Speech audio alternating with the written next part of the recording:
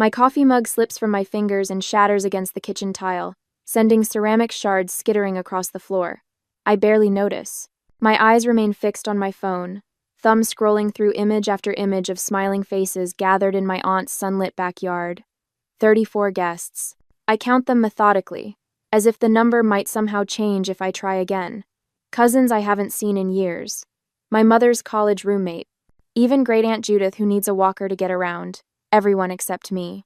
The bridal shower photos show tables draped in cream-colored linens, floral centerpieces in Fiona's favorite coral and mint, champagne flutes raised in countless toasts. A celebration meticulously planned weeks, maybe months in advance. A celebration I never knew existed until this moment. The sting is sharper because just last month, I sent Fiona a handwritten congratulations card with pressed flowers from my balcony garden. I'd even offered to help design her wedding materials, invitations, programs, whatever she needed. Free of charge, a gift from one cousin to another. My Portland condo suddenly feels cold despite spring sunshine streaming through the windows. The light that warmed me minutes ago now feels harsh, exposing. I realize in that moment I wasn't just forgotten. I was deliberately erased. I sink onto a kitchen stool, memories washing over me like a tide I can't escape. Last Thanksgiving flashes before me. Aunt Marlene's voice carrying across the dining room as she praised Fiona's recent promotion at the bank. Vice president at 29? She'd announced, beaming at my younger cousin. Always knew she'd make something of herself. Then, Aunt Marlene's gaze had shifted to me, her smile thinning, and Ocean still doing that little hobby of hers, the logos and whatnot. That little hobby that paid for this condo. That little hobby that built a client list including 3 national brands. My parents had sat silently, nodding along, while relatives positioned Fiona as the golden one, right in front of me. Even when I'd mentioned the down payment on my condo, $150,000 I'd saved over 7 years, the conversation had quickly pivoted back to Fiona's engagement ring. My hands tremble as I pick up my phone again. I pull up my mother's contact information and press call before I can talk myself out of it. She answers on the 4th ring. Ocean? Is everything all right? Her voice holds that familiar note of concern tinged with judgment, as if she's already decided whatever I'm calling about is an overreaction. There was a bridal shower for Fiona yesterday. My voice comes out steadier than I expected. Everyone was there. Why wasn't I invited? A weighted pause stretches between us, then a sigh. Oh, that. Well, Marlene thinks you always make everything about yourself. Fiona deserves her special day. The accusation lands like a slap. Make everything about myself? When have I ever... Please don't start, Ocean. This is exactly what we wanted to avoid. Your cousin deserves to be celebrated without drama. I stand up straighter, suddenly aware that my shoulders have been hunched forward, my body instinctively making itself smaller. So I'm... drama now? That's what you all think of me? It's not personal, Ocean. Not personal. The same words my mother uses whenever she wants to dismiss my feelings. My free hand stops trembling. A strange calm settles over me as I realize this isn't a misunderstanding. This was deliberate, planned, discussed. I'm going to call Aunt Marlene. Ocean, don't... My mother's voice rises with alarm, but I've already ended the call. I find Aunt Marlene's number and dial, surprised by my own steadiness. When her voice comes through, clipped and impatient, I don't bother with pleasantries. Why wasn't I invited to Fiona's bridal shower? A pause. Then, I was wondering when you'd call. No apology, no excuse. Just cold acknowledgement. You shouldn't be there. Fiona deserves a day that's just hers. Just hers. As if my presence would somehow diminish my cousin's happiness. As if I'm a shadow that might darken her spotlight. I'm her cousin, her only cousin. The words feel hollow even as I say them. Blood relation clearly means nothing. Listen, Ocean. Aunt Marlene's voice hardens. We've all discussed this. The wedding plans too. I suggest you don't make this into something bigger than it needs to be. Some relationships in this family are already strained. The threat isn't subtle. Push back. And what little connection I still have with my family might vanish entirely. I stand at my kitchen window, staring at the city spread out below, and suddenly understand with perfect clarity. My family values appearances over genuine connection. They always have. I hang up without saying goodbye, the silence in my apartment no longer oppressive but clarifying. A cardinal lands on my balcony railing, its bright red feathers vivid against the gray spring sky. It watches me for a moment before flying away, and I find myself wondering what it might be like to be that free. That day later, my phone pings with a notification while I'm sketching logo concepts for a new client. I almost ignore it. Deadlines wait for no one, but habit makes me glance at the screen. A group message from Aunt Marlene. Remember to bring Fiona's wedding flowers on Saturday. Good thing we didn't invite Ocean, less drama. My pencil stops mid-stroke. The room tilts slightly as I lean against the kitchen counter, my breathing shallow, the phone screen blurring before my eyes. I blink hard, reading it again. This wasn't an oversight, not a simple mistake, a coordinated family exclusion. I take a screenshot before the message disappears with a soft whoosh sound. Deleted, but not before I captured the evidence. The notification shows Fiona, Aunt Marlene, and my mother all in the thread. My mother. Of course. The next morning, I drive to my parents' suburban home, the screenshot burning a hole in my pocket like a loaded gun. Mom answers the door in her gardening clothes, dirt smudged across one cheek. Ocean? What a surprise. I was just about to make some tea. I follow her into the living room where she sits in her favorite armchair, settling into it with the comfortable ease of someone who feels secure in their position. I remain standing, suddenly aware of the family photos arranged on the mantel. Fiona's centered in most of them, my face half hidden in shadows or caught mid-blink. I got an interesting message yesterday. I say, pulling out my phone. Accidentally sent to me. But... Her face changes when I show her the screenshot, not surprise, but resignation. She doesn't even try to deny it. We all agreed it would be easier this way. She says, smoothing invisible wrinkles from her pants. Fiona deserves a beautiful wedding without complications. Complications? The word tastes bitter. You mean me. Now, Ocean, don't be dramatic. She sighs, using the tone reserved for when I'm being difficult. Perhaps you should make other plans for that weekend in May. Other plans? I repeat, my voice steady despite the trembling in my hands. While my cousin gets married at the Grand Lake Hotel? That $95,000 wedding, where every distant relative I barely know is invited except me? Mom's eyebrows lift slightly. How did you know about the venue? Cousin Rachel called last week asking about carpooling to the wedding. A small, cruel satisfaction blooms when I see her flinch. She assumed I'd be there. The silence stretches between us like a chasm growing wider by the second. Your father and I think it's better this way, she finally says. The whole family agrees. The whole family has been told what about me exactly? I ask, voice barely above a whisper. She looks away, fiddling with a loose thread on her sleeve. Just that you've always been sensitive about Fiona getting attention. The betrayal lands like a physical blow. Years of holidays where I sat quietly while Fiona was showered with praise. Years of watching my accomplishments dismissed while hers were celebrated with champagne toasts.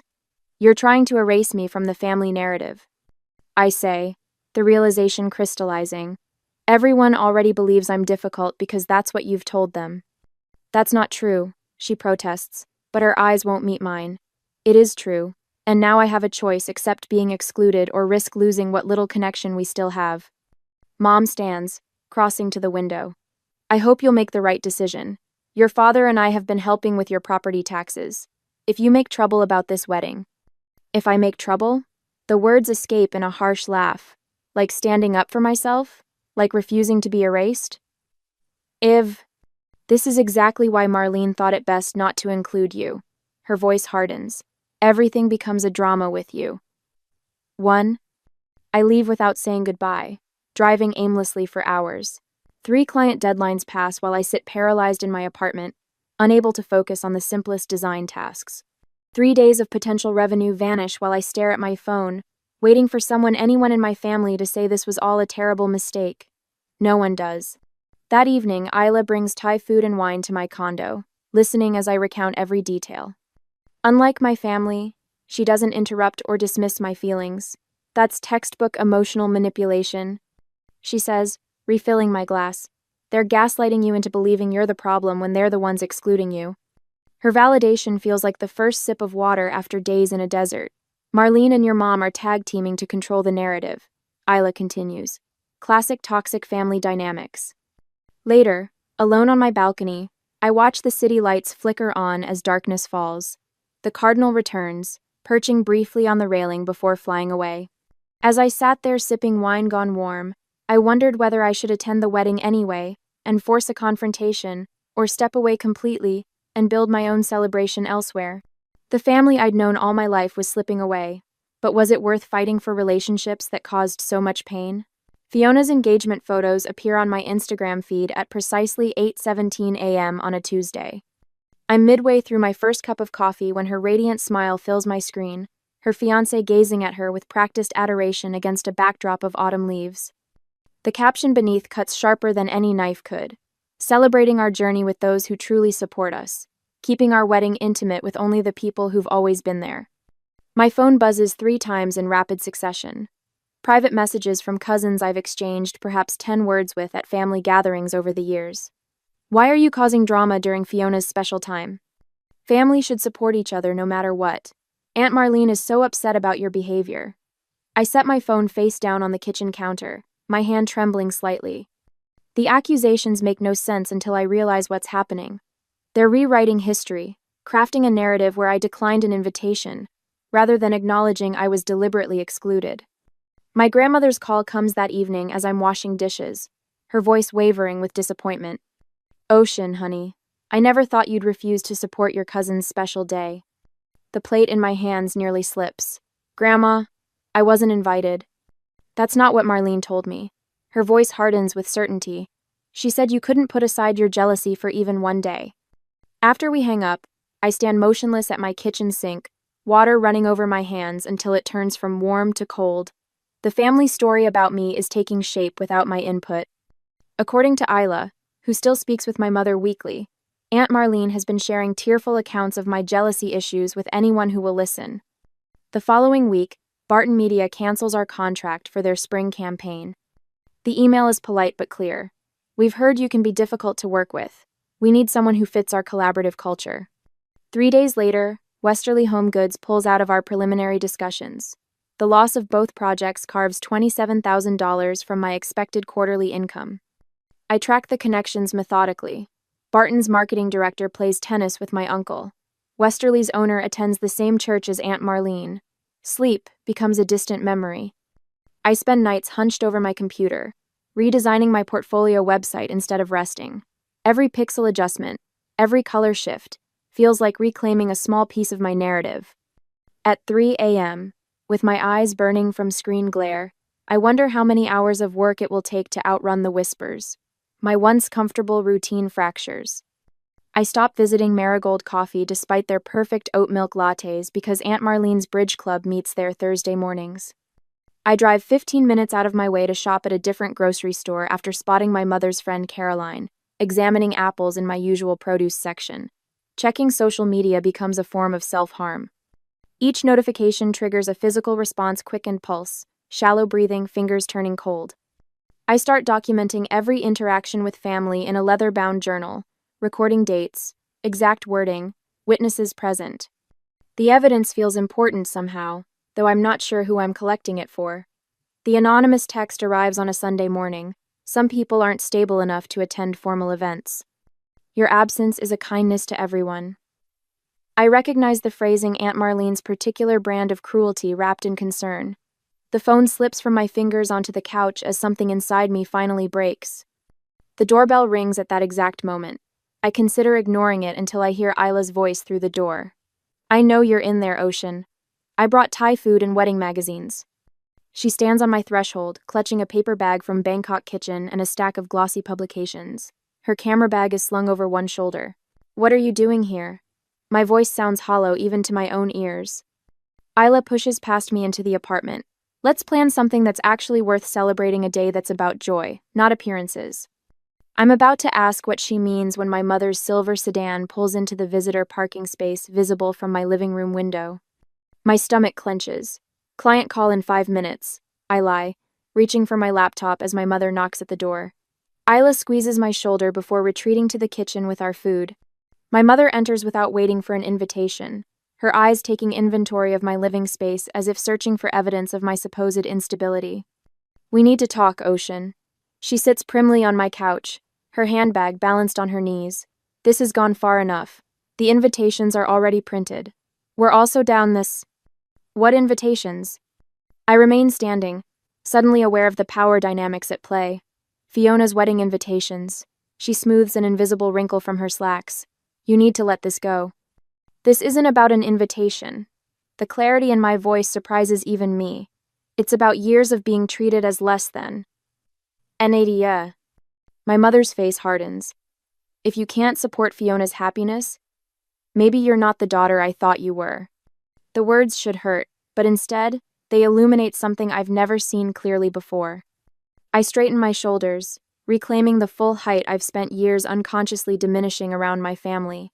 I'm exactly the daughter you raised. I tell her, my voice steady. I just stopped accepting the role you assigned me. Something flickers across her face, surprise, perhaps even respect before she composes herself. But in that moment, I realize a fundamental truth that changes everything. My worth isn't determined by family validation. It never was. Later that evening, Isla and I sit on my balcony, half-eaten Thai food between us. She scrolls through her calendar on her phone. I have a client photo shoot in Santa Barbara 3 weeks later. Come with me. We'll make it a working vacation. I could use an assistant. The offer brings unexpected tears to my eyes. While my family crafts excuses for my exclusion, my friends are creating alternatives for my inclusion. My phone chimes with a text from Thomas. Just declined my invite to Fiona's wedding. Not going somewhere my friend isn't welcome.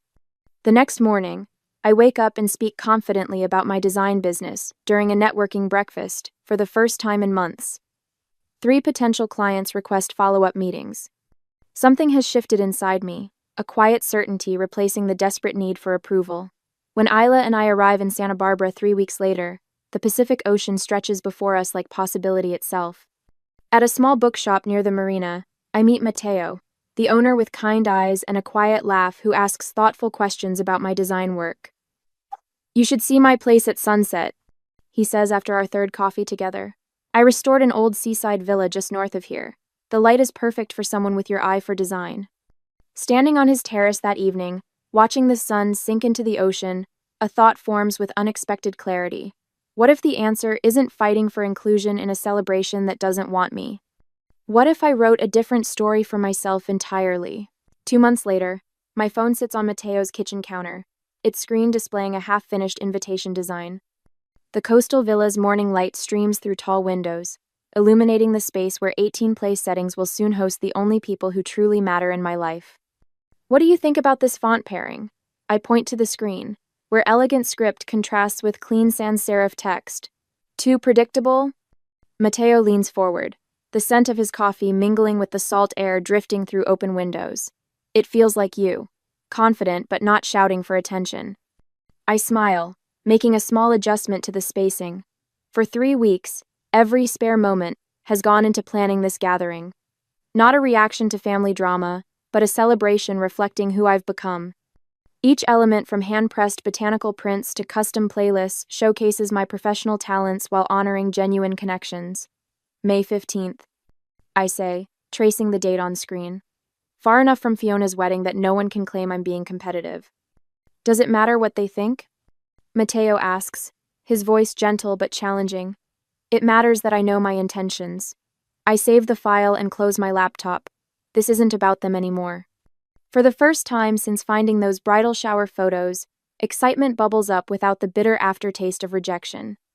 I'm creating rather than reacting, building something authentic rather than fighting for space where I'm unwanted. My phone rings, Aunt Marlene's name flashing on screen. I consider letting it go to voicemail, then decide against it. I'm done hiding. Hello? My voice comes out steady, professional. Ocean. Her voice could freeze water. What's this I hear about you planning some vacation during family wedding season? You need to take down those social media posts immediately. I frown, confusion momentarily replacing caution. What posts? Isla's photography page. The save the date announcement for your event. At a seaside villa? On May 15th? My stomach drops.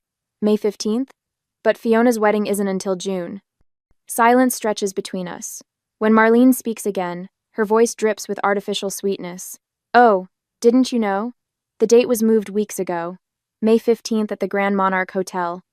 Everyone's been informed. Everyone except me. So you're having your little party the same day as Fiona's wedding? The accusation hangs in the air. Family will take sides, Ocean. Think about what you're doing. My first instinct is panic. Should I change my date? Apologize for a conflict I didn't create? But as Marlene continues listing reasons I should rearrange my plans, something hardens inside me. I look at the invitation design, at Mateo setting coffee mugs in the sink, at the home that welcomed me without conditions. I won't rearrange my joy to accommodate your judgment, I say quietly. What did you just say to me? The date stays, Aunt Marlene. Anyone who wants to attend either event should follow their heart. You've made yours clear. I end the call before she can respond. Mateo watches me carefully, waiting. Apparently, Fiona's wedding is the same day as our celebration, I tell him. Complete coincidence. Do you want to change our date? The question hangs between us. With both ceremonies now scheduled for the same day, I faced a choice: postpone my celebration to avoid conflict, or proceed with the day Mateo and I had planned. Was preserving peace with people who excluded me worth disrupting my own happiness? No. I answer finally. We're keeping our date. Mateo nods, understanding without needing explanation. This is the difference between chosen family and blood ties. One requires performance, the other offers acceptance. Later that afternoon, my phone buzzes with Isla's message. Saw your final invitation design. Gorgeous. Consider photography services my gift to you both. I smile, typing back my thanks. Within minutes, a group chat forms with friends, coordinating travel plans, turning our gathering into a weekend celebration. Thomas offers to handle wine selection, while Jana wants to arrange flowers from local markets. You focus on the creative stuff. Mateo says that evening, showing me spreadsheets, tracking accommodations and transportation. I've got logistics covered. As we work side by side, him managing practical details, me designing personal touches, I realize we're creating something neither of my parents would understand. This isn't about reaction, but intention. Not about competition, but completion. My phone begins buzzing constantly with family messages, but friends create a protective buffer. When Aunt Marlene sends a paragraph about selfish choices, Isla responds with oceanfront venue photos. When my mother texts asking how I could do this, Mateo hands me paint swatches for table settings. A week before our celebration, an unexpected text arrives from my cousin Rachel, whom I haven't spoken to in months. Grandmother's asking questions about why you weren't invited to anything. Marlene's story isn't holding up anymore. I read it twice, unsure how to respond. The next day, another message arrives, this time from Uncle David. Something doesn't add up about this wedding drama. Fiona keeps changing her explanation. The family narrative, so carefully constructed, begins showing cracks. Different relatives have been told different versions of my exclusion, and the contradictions are becoming noticeable. When my grandmother's name appears on my phone that evening, I answer immediately. Ocean? Her voice sounds smaller than I remember. I'd like to hear your side of this wedding business. Before I can form a response, another call beeps through my mother. I let it go to voicemail, focusing on my grandmother's questions. Later, I listened to my mother's message, her voice strained with forced casualness. We need to talk about a compromise. Can we meet tomorrow? It's urgent. I set the phone down, looking out at the sunset, painting Mateo's garden in golden light. For the first time, the thought of facing my family doesn't fill me with dread. Whatever comes next, I'm standing on solid ground. The knock on my door comes at 8:15 on a Tuesday morning, 3 days before my ceremony. Through the peephole, I see my mother clutching her purse with white knuckles while Aunt Marlene stands beside her, designer handbag dangling from a tight grip. I consider pretending I'm not home, but the truth needs addressing eventually. Ocean, sweetheart. My mother's voice carries forced cheer as she steps into my condo. We thought we should talk. Aunt Marlene follows, her gaze sweeping critically across my living room where design samples for my ceremony with Mateo lie neatly arranged. This has gone far enough, she says, not bothering with pleasantries. I remain standing while they settle onto my sofa. The power dynamic feels different now. In their presence, I no longer shrink. We'd like to propose a compromise, my mother says, hands fidgeting with her wedding ring. You can attend Fiona's reception. The evening portion only. If her eyes meet Marlene's briefly, you cancel your party. Think about how this looks to everyone, Aunt Marlene adds. 2 events on the same day divides the family, forces people to choose sides. Quote, my mother leans forward, voice dropping. Your grandmother is very stressed about this situation. At her age, this kind of family conflict isn't good for her heart.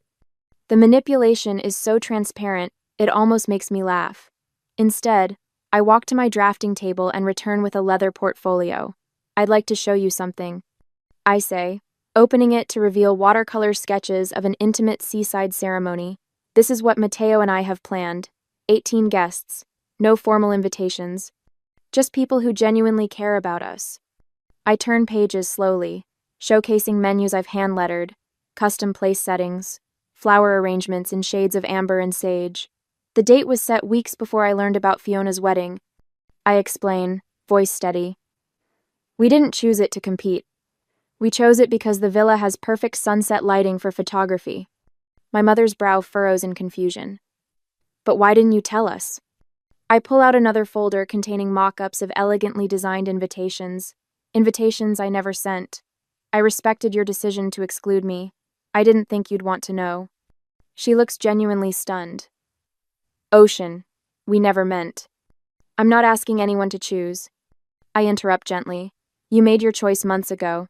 This celebration isn't about Fiona. I close the portfolio. It isn't even about you. Aunt Marlene stands abruptly, pacing toward my design wall where client projects hang alongside ceremony plans.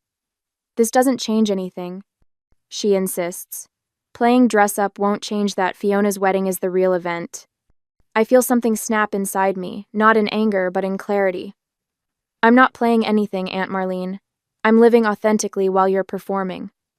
I gesture toward my portfolio. These designs aren't pretend. They're my profession.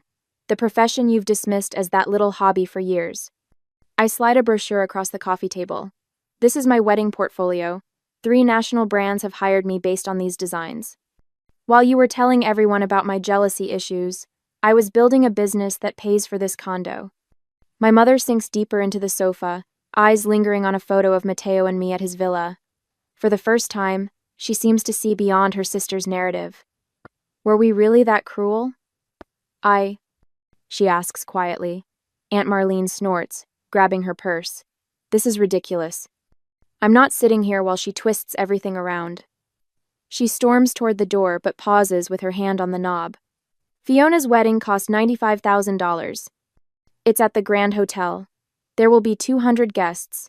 That's what a real celebration looks like. I smile, not unkindly. That sounds lovely for Fiona. I hope she feels truly seen there. After Marlene slams the door, my mother remains seated, looking smaller than I've ever seen her. You taught me I wasn't worth including. I tell her, voice soft but firm. I taught myself I was worth celebrating. She opens her mouth to respond, but her phone chimes with a text. She reads it, face paling slightly. What is it? I ask. Your cousin Deborah is asking if she can come to your ceremony instead of Fiona's. She looks up, bewildered. How does she even know about it? I shrug. People talk, the same way they talked about excluding me. After my mother leaves, promising to think about everything, I water my balcony garden, wondering which ceremony she'll attend, if either. My phone rings just as the sun slips behind downtown buildings. Ocean? Mateo's voice sounds excited. You won't believe this. That wedding blog I told you about, Modern Celebrations, they want to feature our ceremony. They love the idea of an intimate designer's wedding that focuses on authenticity over extravagance. I lean against the railing, watching a cardinal land nearby, the same vibrant red as the one I'd seen the day I discovered the bridal shower photos. The story was shifting in ways I never anticipated. I whisper, more to myself than to Mateo. For the first time since this all began, I feel neither sad nor angry, just free. 7 weeks after our ceremony, I nearly drop my phone when Mateo shows me the statistics. 80,000 likes on our wedding photo. The number seems impossible, yet there it is on the screen, along with hundreds of comments praising our authentic celebration of love. Look at this one, Mateo says, pointing to a comment from a popular design blogger.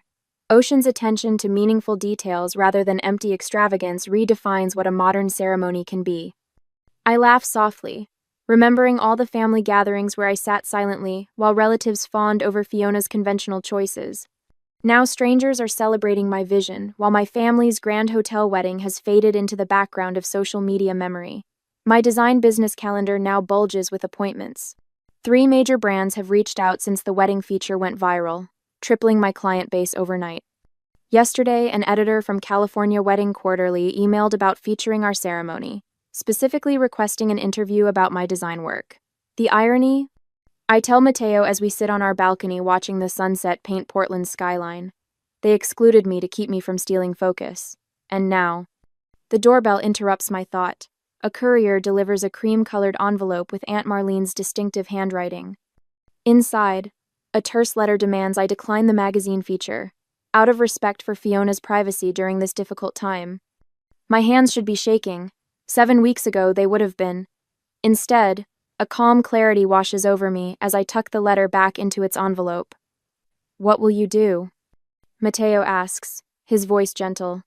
I walk to my desk and pull out a copy of the magazine that featured my design portfolio last month. I slip it into a mailing envelope with a note I've composed without hesitation. I'm not competing with Fiona.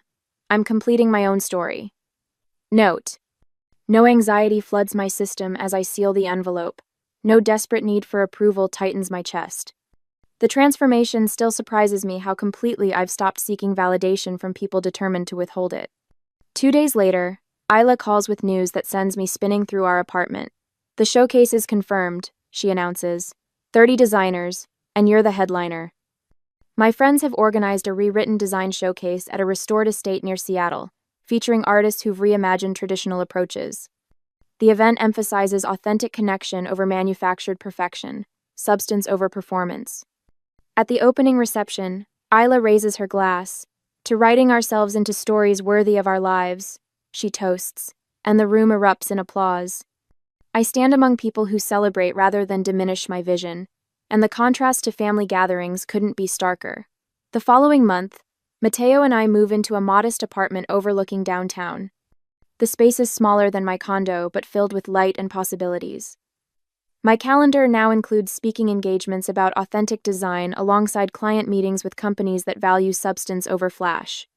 I'm arranging prints for my office wall when the doorbell rings. When I open it, Aunt Marlene stands there with Fiona slightly behind her. Entabted. "We need to talk," Marlene says, pushing past me into the apartment.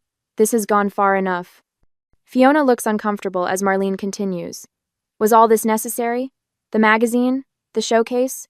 Were you so determined to make a point?" I study their faces. Marlene's indignant, Fiona's uncertain, and feel a surprising wave of compassion. "You think this is about you?" I ask quietly. "It's the first time I've celebrated without worrying how you'd twist it. That's all." They leave shortly after, Marlene stiff-backed and silent, Fiona with a backward glance I can't quite interpret. As I watched them leave the showcase, I wondered if healing family wounds requires both sides to acknowledge the injury, or if sometimes the healthiest path is to simply tend your own garden and let others make their choice. What would you do? Work to repair relationships that caused such pain, or focus on nurturing the connections that helped you bloom?